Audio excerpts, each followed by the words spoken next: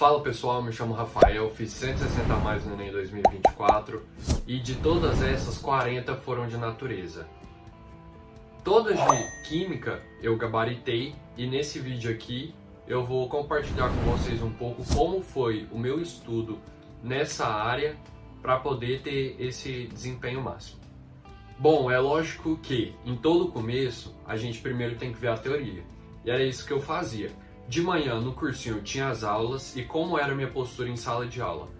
Principalmente em natureza, que é uma matéria que você precisa realmente saber o conteúdo, eu prestava muita atenção mesmo. Eu vi o que o professor estava falando e anotava. Eu não simplesmente copiava do quadro para, ali naquele momento, já ter uma forma de estudo ativa. Se era uma matéria que eu já estava dominando em boa parte assim, eu já fazia alguns exercícios ali na aula mesmo. Já na parte da tarde, eu pegava esse conteúdo que eu tinha visto e me aprofundava dele. Exemplo é Química Orgânica. Química Orgânica já era um conteúdo que eu entrei no ano sabendo, só que eu queria me aprofundar mais e ter, assim, realmente um domínio total da matéria. Por quê? Porque é um conteúdo que a gente sabe que despenca no Enem. Todo Enem vai ter muita questão de química orgânica e era algo que eu não queria perder no Enem. Qualquer questão que caísse lá, eu tinha que acertar. Então, como eu fazia? De manhã, como eu falei, eram muitas perguntas para o professor, qualquer coisa que eu tinha dúvida, eu já ia mandando. E à tarde, era quando eu abria a apostila, pegava uma outra apostila mais densa para poder estudar. Então, assim, vi de tudo ali em reações orgânicas.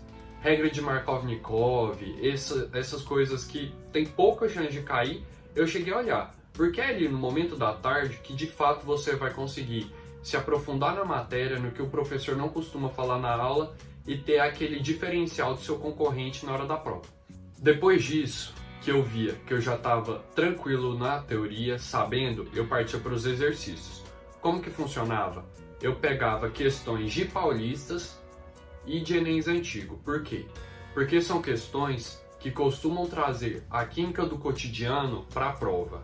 E é isso que o Enem busca. É óbvio que as próprias questões do Enem já vão mostrar isso, mas as questões das paulistas também. Segunda fase, elas trazem muito isso, porque é um tipo de prova que gosta e cobra do aluno o raciocínio.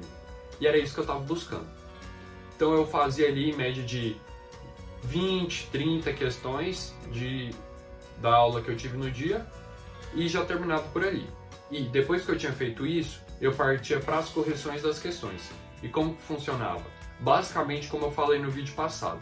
Eu pegava as questões que eu tinha errado, escrevia um caderno, ali as partes principais que de fato eu não podia esquecer. Após isso, eu já pegava, passava por o Anki, para poder ter o que eu chamo de revisões passadas. Isso não é novidade, revisões passadas você encontra aí na internet, até um gráfico da curva de esquecimento e tudo mais, e que realmente ajuda. Então, quando eu jogava ali no Anki de 7, 14, 21 dias e assim por diante, eu ia tendo contato com essas matérias fundamentais e que eu não podia esquecer para a prova. Foi assim que eu fiz, basicamente, a minha preparação para gabaritar química no Enem de 2024, aconselho que você faça, deixe o seu feedback aí nos comentários, eu tenho certeza que vai dar muito certo, você vai ver muita evolução. Uma última dica, uma dica de ouro para você é o seguinte, você vai perceber que as questões do Enem, como eu já falei, trazem o cotidiano.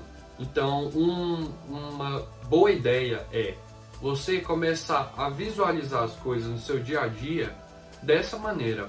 Quando você for fazer macarrão, aí você coloca a água lá para ferver, a água tá fervendo, você joga sal.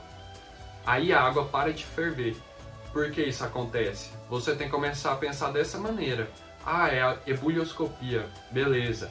E assim com outros fenômenos, seja o arco-íris, seja qualquer coisa que você presenciar, você busca ter essa mente de aprendizado. Por que isso está acontecendo nas coisas do seu dia a dia?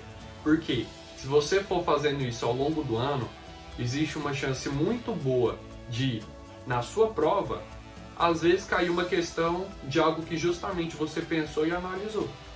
O vídeo é esse, espero que você tenha gostado. Se gostou, curte e compartilha com seu amigo aí que tá precisando daquela ajuda em química. Valeu, dá o like, ativa o sininho.